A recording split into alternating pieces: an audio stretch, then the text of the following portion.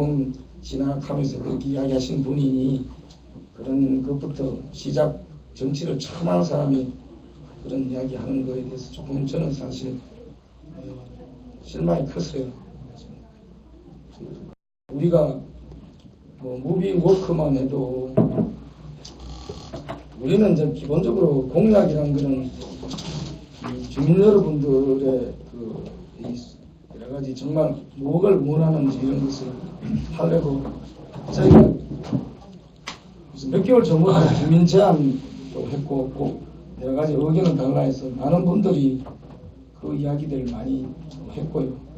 또 우리 남대로 이바탕 이 부분에 대해서 좀 이렇게 좀 잘하시는 분 이야기도 들어보고 그래서 사실은 구체적인 그 계획은 안 잡았지만 이거는 해볼 만한 공약이다 생각해가지고 연금 그래서 했는데 우리가 그 안에 뭐 무슨 지하 터널을 뚫고 뭐 1.5km를 하고 이런 거는 우리는 한마디도 그 안에 들어가 있는 것도 없고 그건 앞으로 좋은 주민 제안을 담아서 우리가 뭐 발표한 거고 앞으로 그거는 구체적인 용역 그런 해가 가장 이 사업성이 있는 그런 구체적인 계획을 갖고 이제 국회 가면 그 정부의 제출을 독려하고 또 어차피 그런 예산을 달라면 여러 가지 조사도 이제 정부에 살펴보고 뭐 그런 거 할 건데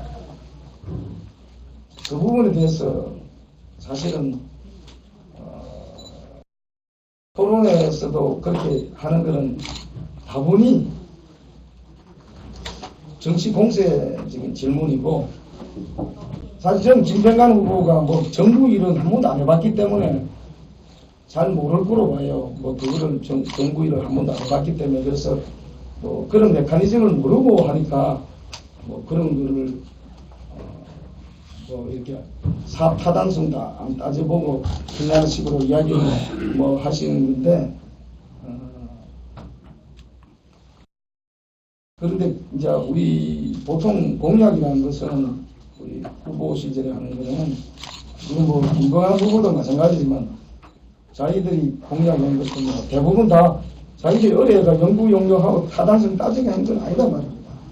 그렇기 때문에 뭐 노인 뭐 그런 연금 뭐 30만 원 올리고 이런 것도 무슨 타당성 따지보고 올린 거야. 그야말로 의지지 의지의 표현.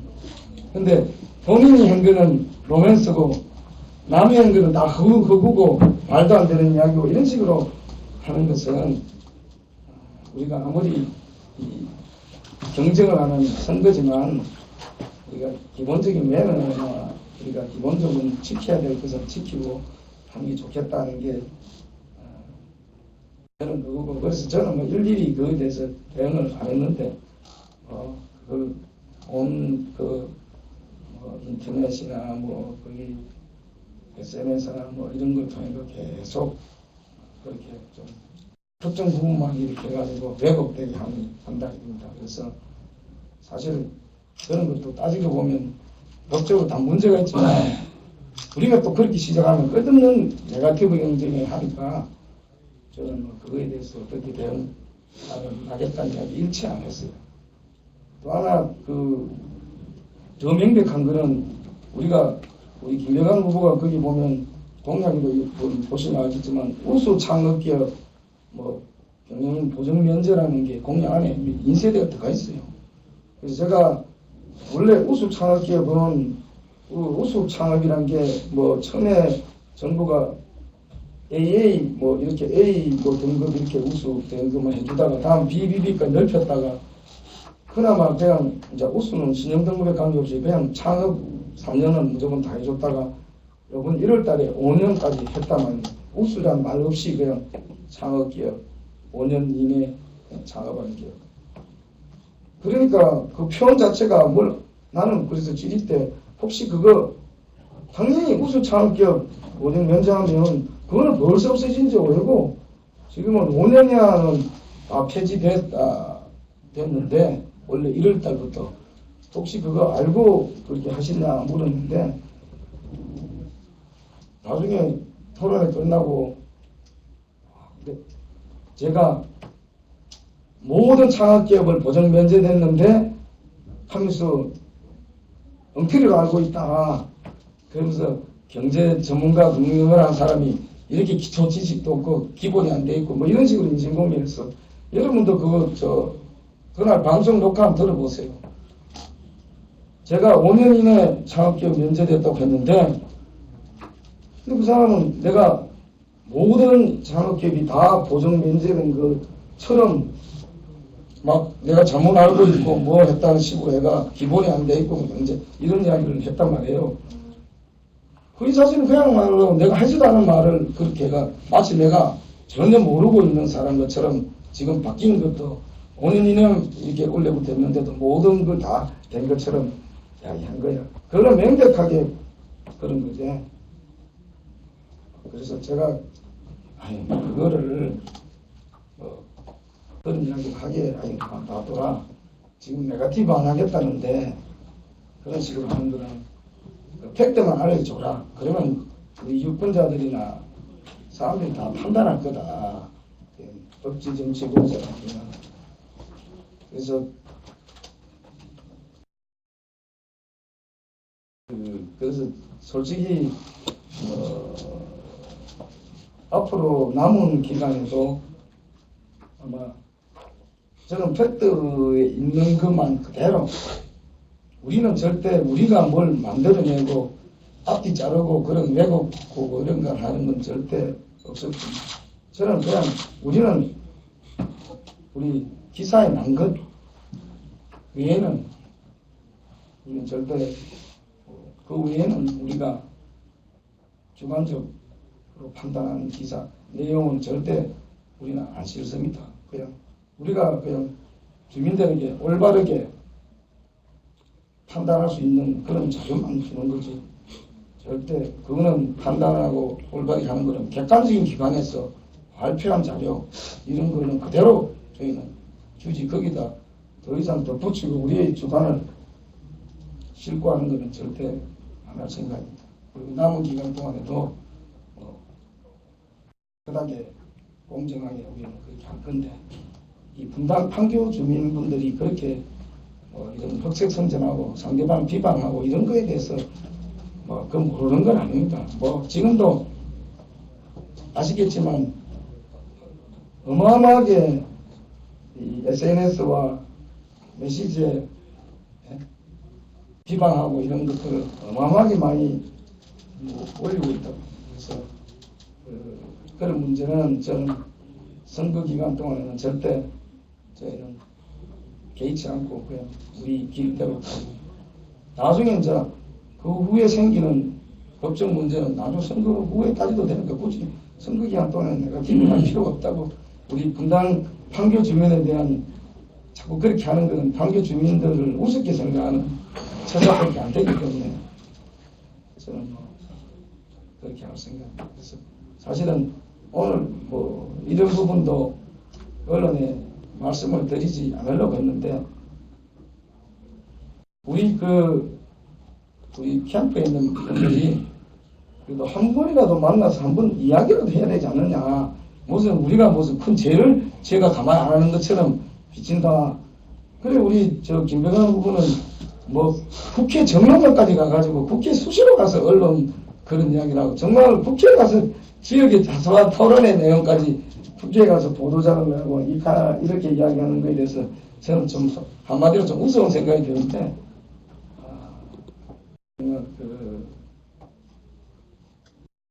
그래서 이 부분은 그래도 한 번은 여기 있는 분들한테 설명을 한번 해드릴 필요는 있겠다 해서 제가 오늘 말씀드립니다. 저는 끝까지 분당 판교에 있는 수준에 맞는 그런 선거 경쟁을 좀 벌리는 게 도리가 아닌가 생각하고 굳이 그런 식의 어떤 네거티브 선거 운동을 통해서 제가 그리 할 필요성도 못 느끼고 저는 김병환 후보와 달리 그래도 지난 4개월 동안에 내가 우리 김후보다는 훨씬 더 바닥을 많이 돌아다니고 주민들을 많이 만나고 내 진심을 전달했다고 보기 때문에 내가 뭐 그런 그 SNS나 뭐 이런 문자 메시지를 통해 네거티브 경쟁을 할 이유도 없고 그냥 주민과 그냥 진심으로 또 만나면서 그분들의 느낌을 제 몸소 또 느끼기 때문에 그럴 필요가 없다 이렇게 생각합니다. 그래서 뭐 상대 후보께서 좀 그런데 뭔가 답답함을 가지고 아마 그런 시도를 이제 했나 하는가 저는 그 추측을 할 뿐 뭐 제까지 그리 할 필요는 없다고 뭐 혹시 뭐 말씀 그러니까 네거티브를 자제해달라 촉구하는 거죠, 상대방 후보한테. 그렇죠. 이제 깨끗하게 자꾸 그런 식의 며칠 안 남은데 하면 그게 우리 분당 판교에 그렇게까지 돼가지 총선하면서 네거티브 경쟁으로 선거를 한 적이 없거든요. 그리고 명색이 두 사람 다 신인 아닙니까? 지금 정치가 참 낡은 정치라고 우리가 이야기하면서 우리가 어디든 내려온 정말 정치에 이제 처음으로 발을 딛는 신인이고 지금 20대 총선에서 국민들이 야 이제는 좀 낡은 방식, 잘못된 정치 이런 걸 좀 심판하겠다는 그 어느 때보다 열망이 큰데 이 명색이 전혀 정치에 발을 한 번도 안 디던 사람들이 나와서 아무리 상황이 어렵더라도 사실 캠프에서 정치꾼들이 만들어준 네거티브를 그대로 그냥 시키는 대로 한다는 거는 나는 그거는 아니다. 우리 분당 판교 주민한테는 바람직한 게 아니고 그분들한테 신뢰가 그분들 자존심은 그분들한테 잘못된 거다 이렇게 생각을 하고 지금이라도 이제 막 그런 것보다는 하나라도 본인이 해주고 싶은 공약 정말 분당 판교 주민들한테 내가 이러면 더 잘해줄 수 있다 라는 것을 이야기해서 그 선택을 받으면 되는 거지 굳이 왜 자꾸 거기에 의존하는지 나는 잘 모르겠다. 그래서 앞으로 좀 그걸 자제했으면 좋겠다.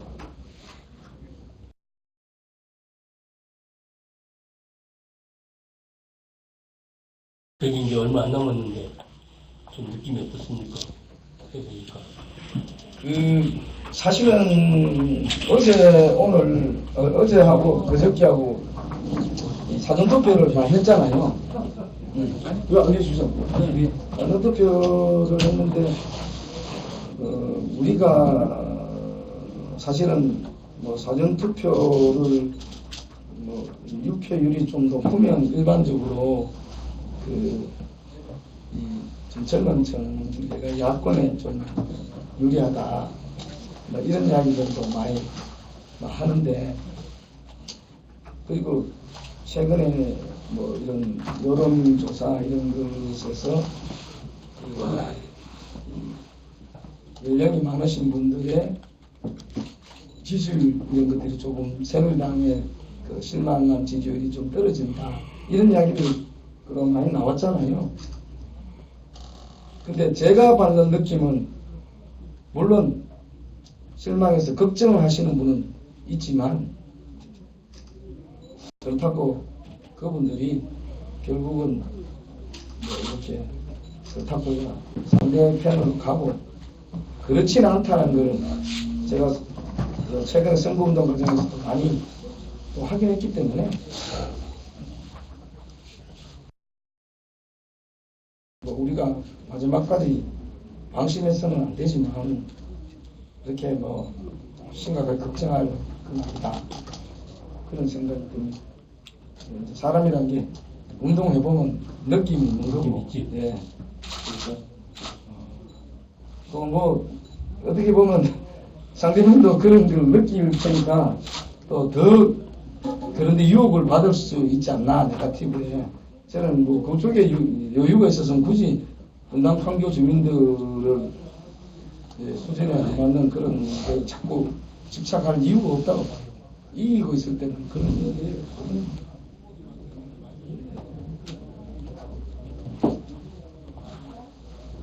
그런데 이제 아무래도 그런 건 있습니다. 제가 4개월 동안에 정말 발로팀에서 많이 만났지만 이게 아파트 밀집 지대고 하니까 그래도 제가 아직도 얼굴을 직접 대면 못한 악수도 못한 분들이 훨씬 더 많다. 이제 그런 분들의 제가 그 표심까지도 읽을 수 없기 때문에 정말 그 부분이 훨씬 더 많기 때문에 그런 부분들은 제가 아무래도 이렇게 안심을 못하는 부분이 있는 거죠. 그런 부분은 제가 못 만나봤기 때문에 그 부분이 더 크기 때문에 그분들이 어떤 생각을 가지고 있는지는 제가 모르기 때문에 과거와는 달리 이 분당 판교 이런 분당 각 지역이 저도 그렇게 안심이 가는 이유가 그런 부분인 거죠. 또 순회 1, 2동이 물론 순회 1, 2동 인구구조 이번에 선거구 개편에 따른 인구구조의 유권자 변화도 결코 우리한테 좋은 건 아니죠. 많이 나빠진 거 분명해요. 그래서 제가 그나마 4개월 동안에 발로 뛰면서 유권자들하고 이렇게 좀 이렇게 뭔가를 이렇게 상대 후보보다는 훨씬 더 많이 했기 때문에 그나마 지금 그 위안을 받는 거지. 이 인구구조 면에 하나 최근에 새누리당이 여러 가지 이런 거로 봐서는 결코 저희한테 그렇게 우호적인 환경은 아니라고 일단 가거든. 근데 저는 제가 그래도 자신하는 거는 믿는 거는 그래도 상대 후보보다 훨씬 더 많이 갔다 그런 생각을 갖고 사실은 이번에 이제 후보자 토론회를 보면서 앞으로는 좀 이 후보자 토론회가요 사실 그 질문을 사전에 다 가르쳐주고 그러다 보니까 후보자가 정말로 생각하고 있는 이 어떤 정책 생각이라든지 이지역 현안에 대한 생각, 입장 얼마나 많이 알고 있는지 현안, 실태 이런 것들이 파악이 안 되는 거예요. 그냥 캠프에서 적어준 대로 그대로 읽어버리면 그게 후보자의 생각인지 그건지 그게 사실은 잘 모른단 말입니다. 사실 그래서 우리도 이제 저도 공직 생활할 때 기관장 되고 나면 주로 말씀자를 다 적어줘요.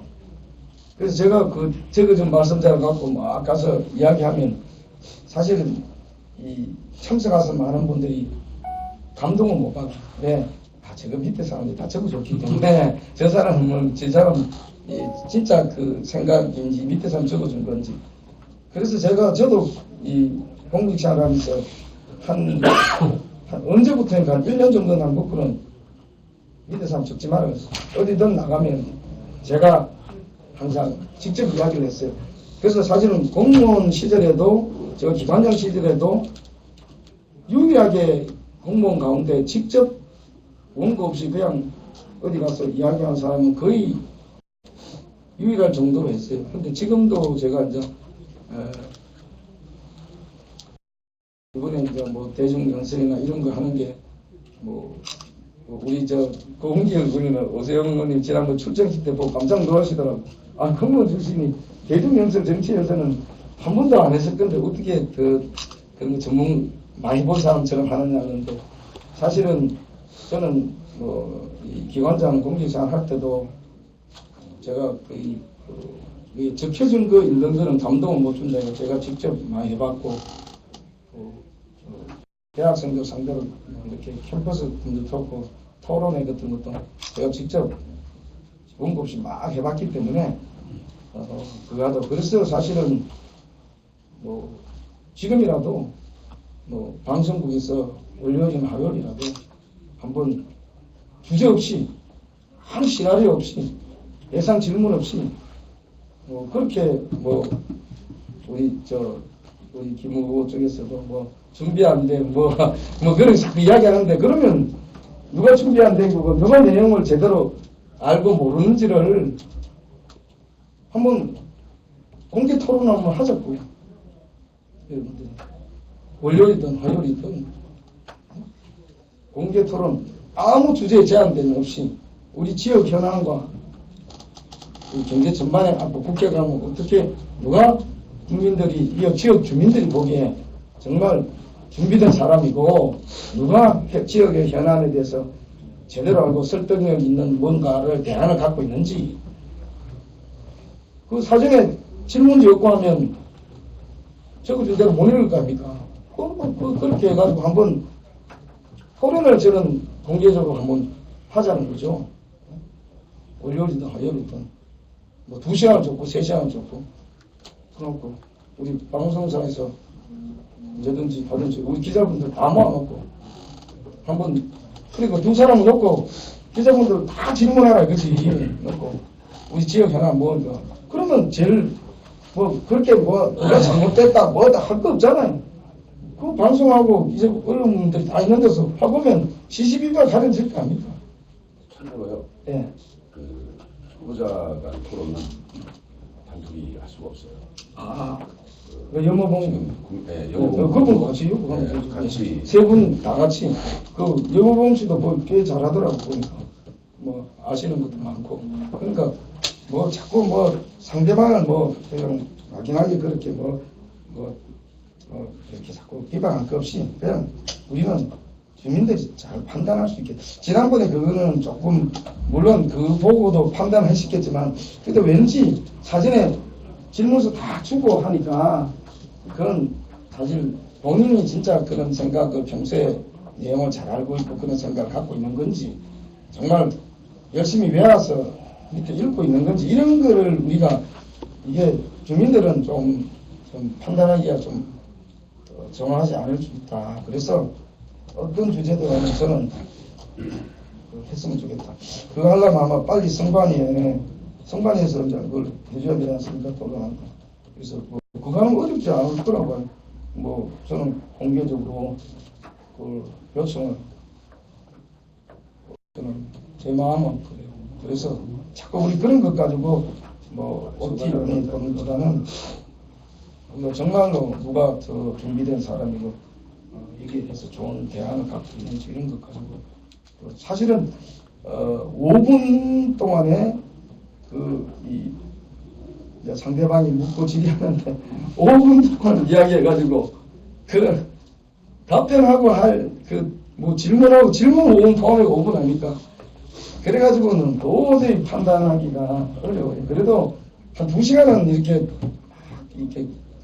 2시간 동안 토론 질문 서로 주고받고 막 해가 막 이래야지 사람들이 정말 저분이 더 좋은 의견을 갖고 있다. 저분이 이 지역에 대해 더 잘 알고 있다.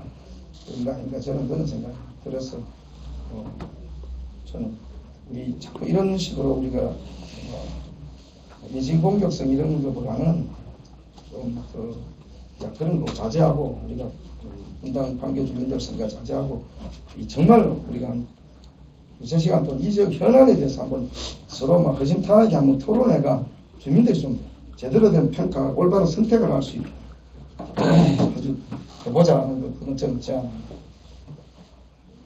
저기 마지막으로요. 판교 그 공공임대 분양가 그 전환 부분 얼마 전에 그 중학교에서 이제 토론을 했잖아요. 이제 후보님뿐만 아니라 타 후보들의 이제 그 어떤 비전이 들었을 거예요. 네. 결과론적으로 생각했을 때 어떻게 가능할 거라고 생각하십니까? 그 쉽지 않는데 그게 법안 요소도 있고. 근데 저는 그걸 이렇게 쭉 보니까 그날도 주민들 토론에서 나왔고 그래서 제가 이제 그 주택공사에 있는 경기본부장하고 그 실무 책임자하고 같이 배석해가 만났어요. 그래가지고 우리 주택공사 사장한테 얘기하고 기본적으로는 이게 2004년에 노무현 정부가 들어서면서 원래 5년 공공임대는 분양 임대주택을 분양 전환할 때 가격 기준이 있어야 되겠네. 전환 가격 기준이라는 게 그거 없이 전환을 한다는 게 그때 가서 보자 이게 말이 안 되는 건데 그래서 그때는 이제 건설원가 플러스 뭐 이게 감정가의 평등으로 한다 이렇게 돼 있고 감안하고 뭐딱 그거를 초과하지 못한다 이렇게 돼 있었는데 10년 임대 주택을 판교에 지으면서 그 시행령이 이제 법에는 이제 주급 입주민들이 임대주택에 들어간 입주민들한테 우선적으로 분양을 받게 한다는 큰 취지는 그 사람들이 큰 불편 없이 되게 살면 그대로 받게 하는 기본적인 권리를 인정하는 게 법에 되어 있고 그 시행령에 또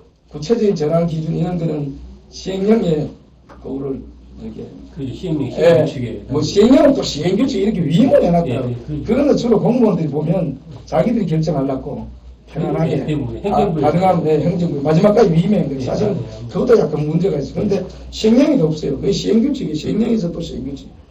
그래서 시행규칙에는 5년은 원래 그렇게 돼 있었는데 10년은 또 얘들이 감정가격 이내로 한다 이래나 그게 엄청난 문제 있는 조항이에요. 세상에 기준이 없고 그냥 이내로 한다 해놓으면 주공 같은 공기업이 이내로 한다 하면 어떻게 결정할 줄은 모르잖아요.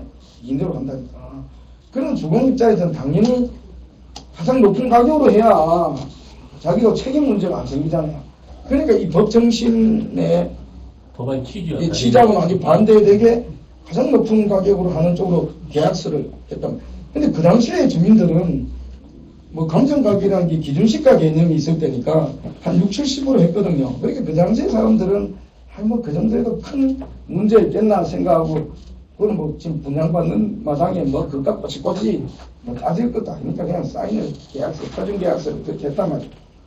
근데 그거는 그 당시에 건설교통부 정도면 나 이 주공은 알고 있는 거지. 이게 무슨 의미를 가진지는 그게 무슨 이야기인가 하면 그렇게 표준 계약서에 감정을 한다는 것은 너가 시세 차익과 감정 가격이 시가에 갈수록 건져갈 수밖에 없는 것에 혜택을 뭐 줄 테니까 뭐 임대료 좀 싸다고 해서 분질되지 말고 수익성 임대료 거 수익성이 떨어진다고 반도로 분질되지 말고 그거 아닌가라고 지금 추정이 가요. 우리 보통 이제 그게 그래서 사실은 조금 문제 있는 계약이 체결되고 문제 있는 규정이 만들어지고 거기에 따라 계약 체결된 거예요. 그렇기 때문에 저는 문제는 그래서 이 문제 있는 법에 위반되는 정신에 위반되는 뭐 시행령, 시행규칙이 결국 만들어져 가지고 5년 임대와 10년 임대가 사실은 차가 날 수가 없는 거거든요. 똑같은 거거든요. 근데 10년은 5년 이렇게 하고 10년은 감정가격 이내로. 그래서 사실은 그 부분은 제가 여론 조성을 좀 하고 제대로 또 이 정부나 공기업들이라는 게 문신의 폰이 없는 겁니다. 그래서 국토부도 자기가 과거에 만들어 놓은 걸 자기 스스로 이실 짓고 이게 스스로 고치는 거는 쉽지 않아요, 분위기가. 그래서 제가 국정감사하고 이런 걸 통해 감사원 정부 이런 걸 통해 가지고 국회 가면 국정감사 정부 수석이 돈 얼마 이상 모으면 그 제도를 통해가 하여튼 여기에 대한 시시비비를 분명히 가려내겠다. 그 당시에 그러면 대다수 국민들이 여론도 야 이거는 뭔가 문제 있는 거 아니나 여론 공감대가 당연히 조성될 거고 또 감사원 청구통일 감사원이 시정 조치 내리면 당연히 부처는 해야 되는 거니까 그래 되면 뭐 지금 있는 국토해양부나 여기 저 주택공사는 뭐 당연히 정부 시정 조치라는 자기 스스로 뭐 이렇게 해가 뭐 다른 법적 문제가 생길 건 없는 거예요. 그래서 이 프로세스가 우리가 같이 공무원 생활 몇십 년 해본 사람은 이 문제가 탁 떨어졌을 때 이종훈 의원이 그래서 그걸 뭐 그런 걸 안 해봤기 때문에 엉뚱한 프로세스 복잡한 그렇게 이 닭 잡는 칼 쓰는데 소 잡는 칼 갖고 대리비과가 그것도 늦게 3년쯤 지나고 하는 바람에 시간도 늦고 얘가 여러 가지 어려움이 있었던 거예요. 그래서 저는 우선 그거는 그대로 우리가 같이 가지만 일단 더 빨리 되고 쉽게 될 수 있는 이 부분으로 후트랙으로 가겠다는 거고 그렇게 가기 위해서는 이렇게 밟아가면 가겠다는 거고 그래서 제가 어차피 들어가면 여당에 어제 김무성 대표한테도 제가 이야기를 해봤어. 사실은 이 문제는 이런 문제가 있는 거니까.